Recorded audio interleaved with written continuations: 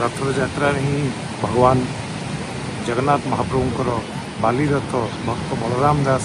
निर्माण करते जहाँफल कि भगवान जगन्नाथ रथ अटकी जाइला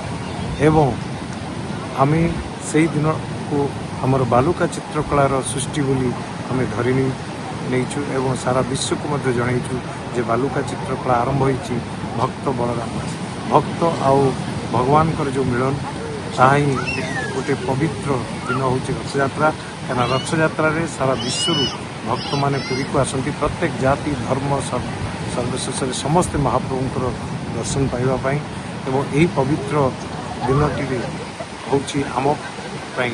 बालुका चित्रकलार सृष्टि भक्त बलराम दास यहाँ